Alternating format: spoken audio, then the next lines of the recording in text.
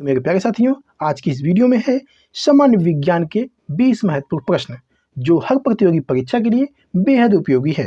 तो चलिए शुरू करते हैं आज का ज्ञानवर्धक सफर। चलिए दोस्तों, पहला प्रश्न आपके स्क्रीन पे है। निम्नलिखित में से क्या ठोस, द्रव और गैस तीनों रूपों में पाया जाता है? मेरे प्यारे साथियों, मैं आपको बता दूं कि इस वीडियो में जितने भी प्रश्न लिए गए हैं, अगर आपको किसी भी प्रश्न का आंसर पहले से पता रहता है तो अपना इसको कमेंट बॉक्स में जरूर दीजिएगा, ठीक है। चलिए बताइएगा, निम्नलिखित में से क्या ठोस, द्रव, गैस तीनों रूपों में पाया जाता है? तो दोस्तों ये अधातु में पाया जाता है। चलिए आपको बता दें कि धातुएं सामान्यतः ठोस होती हैं, निष्क्रिय तत्व गैसें हैं दोस्तों, ठीक है। और जो उपधातु ये ठोस हैं। और दोस्तों धातुएं जो हैं ये ठोस में कार्बन सल्फर, द्रव में दोस्तों ब्रोमीन और गैस में दोस्तों ऑक्सीजन नाइट्रोजन तीनों रूपों में पाई जाती है। यानी दोस्तों ऑप्शन ए अधातु आपका बिल्कुल सही जवाब हो जाएगा। चलिए दोस्तों, नेक्स्ट क्वेश्चन है, किसमें ध्वनि की गति सबसे तेज होती है? बहुत ही अच्छा प्रश्न है दोस्तों। किसमें ध्वनि की गति सबसे तेज होती है? तो दोस्तों ये स्टील में होती है। आपको बता दें कि ध्वनि एक यांत्रिक तरंग है दोस्तों। विभिन्न माध्यमों में ध्वनि की चाल जो है भिन्न भिन्न होती है। ध्वनि की चाल सबसे अधिक दोस्तों ठोस में, उसके बाद द्रव में तथा सबसे कम जो है ये गैस में होती है। क्योंकि दोस्तों स्टील ठोस होती है, अतः स्टील में ध्वनि का वेग जो है सबसे अधिक होगा। स्टील में ध्वनि का वेग दोस्तों लगभग 5960 मीटर प्रति सेकेंड होता है। यानी दोस्तों ऑप्शन डी स्टील आपका बिल्कुल सही जवाब हो जाएगा। चलिए दोस्तों, नेक्स्ट क्वेश्चन देखिएगा। जब कोई व्यक्ति केवल नज़दीक होने वाली वस्तुओं को ही देख पाए तो उस स्थिति को क्या कहा जाता है? बताइएगा, इस प्रश्न का सही आंसर क्या बनेगा?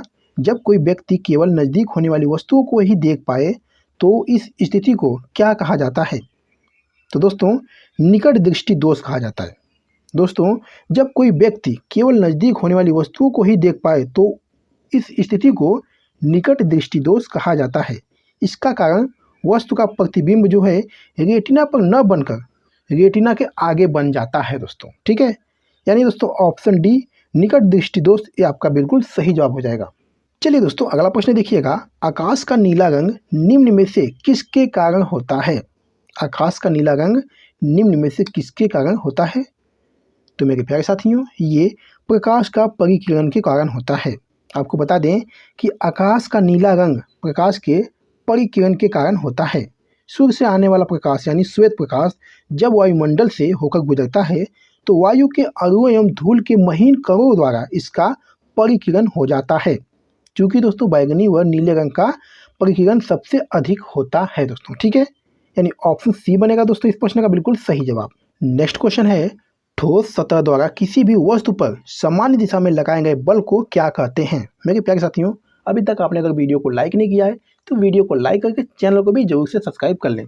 क्योंकि दोस्तों इस चैनल पर आपको रोजाना जो है टॉपिक वाइज क्लास कराई जाती है, जो आपके आने वाले हर एग्जाम के लिए बहुत ही महत्वपूर्ण रहता है।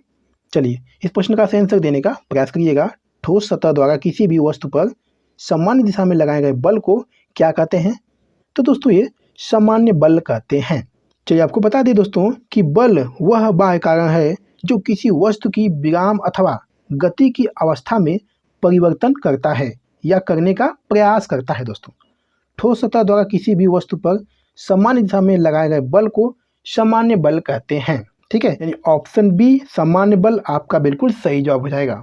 चलिए दोस्तों, नेक्स्ट क्वेश्चन देखिएगा। बारिश की बूंदों के माध्यम से सूर्य के प्रकाश के अपवर्तन के कारण एक इंद्रधनुष देखा जाता है। इसका अर्थ यह है कि सूर्य की रोशनी बहुरंगी है दोस्तों, ठीक है। इसका अर्थ यही है कि सूर्य की रोशनी जो है बहुरंगी है। यानी ऑप्शन बी आपका बिल्कुल सही जवाब हो जाएगा। नेक्स्ट क्वेश्चन देखिएगा। हाइड्रोजन का इलेक्ट्रॉनिक विन्यास निम्न में से किसके समान होता है? हाइड्रोजन का इलेक्ट्रॉनिक विन्यास निम्न में से किसके समान होता है? तो दोस्तों ये क्षारीय धातुओं के समान होता है। यानी ऑप्शन ए क्षारीय धातुएं आपका बिल्कुल सही जवाब हो जाएगा। चलिए दोस्तों, नेक्स्ट क्वेश्चन देखिएगा। निम्नलिखित में से कौन सी धातु सबसे अधिक नम्य यानी लचीली है? बताइएगा, इस प्रश्न का सही आंसर क्या बनेगा? निम्नलिखित में से कौन सी धातु सबसे अधिक नम्य यानी लचीली है? तो दोस्तों ये चांदी है, यानी Ag। आपको बता दें कि लचीली नम्य धातुओं का क्रम इस प्रकार दोस्तों लिया गया, जैसे सोना, चांदी, एल्युमिनियम, तांबा, टीन, सीसा, जिंक और लोहा। अतः दोस्तों दिए गए विकल्प में चांदी दोस्तों जो है ये सबसे अधिक लचीली धातु है, यानी ऑप्शन ए आपका बिल्कुल सही जवाब हो जाएगा दोस्तों। चलिए दोस्तों अगला प्रश्न देखिएगा, इनमें से कौन सा एक असंतृप्त हाइड्रोकार्बन है? चलिए बताइएगा इस प्रश्न का सही आंसर क्या बनेगा दोस्तों। इनमें से कौन सा एक असंतृप्त हाइड्रोकार्बन है? तो दोस्तों ये इथाइन है, यानी ऑप्शन ए आपका बिल्कुल सही जवाब हो जाएगा। चलिए दोस्तों नेक्स्ट क्वेश्चन देखिएगा, इनमें से किस भोजन को बॉडी बिल्डिंग भोजन कहा जाता है? ऑप्शन दोस्तों आपके सामने दिया गया है, ऑप्शन को ध्यान से देखिए और बताइएगा इस प्रश्न का सही आंसर क्या बनेगा। इनमें से किस भोजन को बॉडी बिल्डिंग भोजन कहा जाता है? तो दोस्तों प्रोटीन से भरपूर भोजन जैसे कि मटर, यानी ऑप्शन सी आपका बिल्कुल सही जवाब हो जाएगा दोस्तों। चलिए दोस्तों नेक्स्ट क्वेश्चन है, निम्नलिखित में से किसे मार्स गैस भी कहा जाता है? तो दोस्तों ये मीथेन गैस को कहा जाता है, यानी ऑप्शन डी मीथेन गैस आपका बिल्कुल सही जवाब हो जाएगा। चलिए दोस्तों अगला प्रश्न देखिएगा, माइक्रोसॉफ्ट एक्सेल में वर्कबुक किसका एक संग्रह होता है? बताइएगा माइक्रोसॉफ्ट एक्सेल में वर्कबुक किसका एक संग्रह होता है? तो दोस्तों ये वर्कशीट का होता है, यानी ऑप्शन ए वर्कशीट आपका बिल्कुल सही जवाब हो जाएगा। चलिए दोस्तों अगला प्रश्न देखिएगा, किस पौधे का वैज्ञानिक नाम सुलेनम ट्यूबरोसम है? बताइएगा इस प्रश्न का सही आंसर क्या बनेगा। किस पौधे का वैज्ञानिक नाम सुलेनम ट्यूबरोसम है? तो दोस्तों ये आलू के वैज्ञानिक का नाम है, यानी ऑप्शन बी आलू आपका बिल्कुल सही जवाब हो जाएगा। चलिए दोस्तों नेक्स्ट क्वेश्चन देखिएगा, अमीबा में भोजन का ग्रहण किसके द्वारा होता है? तो मैं कहूँगा दोस्तों ये शरीर की पूरी त्वचा के द्वारा होता है। आपको बता दें दोस्तों कि अमीबा में भोजन ग्रहण शरीर की पूरी त्वचा द्वारा किया जाता है। अमीबा एक कोशिकीय अनिश्चित आकार का जीव होता है, यानी ऑप्शन ए आपका बिल्कुल सही जवाब हो जाएगा। चलिए अगला प्रश्न है, जब लेड नाइट्रेट विलेन को सोडियम आयोडाइड विलेन के साथ मिलाया जाता है तो इनमें से कौन सा यौगिक अवक्षेपित होता है? चलिए बताइएगा, जब लेड नाइट्रेट विलेन को सोडियम आयोडाइड विलेन के साथ मिलाया जाता है तो इनमें से कौन सा यौगिक अवक्षेपित होता है? तो दोस्तों ये लेड आयोडाइड होता है, यानी ऑप्शन डी लेड आयोडाइड आपका बिल्कुल सही जवाब हो जाएगा। चलिए दोस्तों अगला प्रश्न है, कलिका द्वारा विकसित नया जीव कौन सा है? तो दोस्तों ये हाइड्रा है, यानी ऑप्शन बी हाइड्रा आपका बिल्कुल सही जवाब हो जाएगा। चलिए दोस्तों अगला प्रश्न देखिएगा, मनुष्यों का निम्न में से कौन सा अंग उत्सर्जन अंग के रूप में कार्य नहीं करता है? चलिए बताइएगा, मनुष्यों का निम्न में से कौन सा अंग उत्सर्जन अंग के रूप में कार्य नहीं करता है? तो दोस्तों ये छोटी आंत। दोस्तों आपको महत्वपूर्ण पॉइंट बता दें, मनुष्यों का उत्सर्जन तंत्र शरीर के तरल अपशिष्टों को एकत्र करता है और उन्हें बाहर निकालने में मदद करता है। दोस्तों इनमें निम्नलिखित मुख्य अंग होते हैं, 2 वृक्क, 2 मूत्रवाहिनियां, मूत्राशय और मूत्रमार्ग। छोटी आंत मनुष्य का दोस्तों उत्सर्जन अंग नहीं है दोस्तों, ठीक है, ध्यान दीजिएगा, छोटी आंत मनुष्य का उत्सर्जन अंग नहीं है, यानी ऑप्शन सी छोटी आंत आपका बिल्कुल सही जवाब हो जाएगा। चलिए मेरे प्यारे साथियों अगला प्रश्न देखिएगा, नीला थोथा का दूसरा नाम क्या है? नीला थोथा का दूसरा नाम क्या है? तो मैं कहूँगा दोस्तों ये ताम्र सल्फेट नाम है। चलिए आपको बता दें कि नीला थोथा या तूतिया को कॉपर सल्फेट या ताम्र सल्फेट भी कहते हैं। इसका रासायनिक सूत्र दोस्तों CuSO4 है।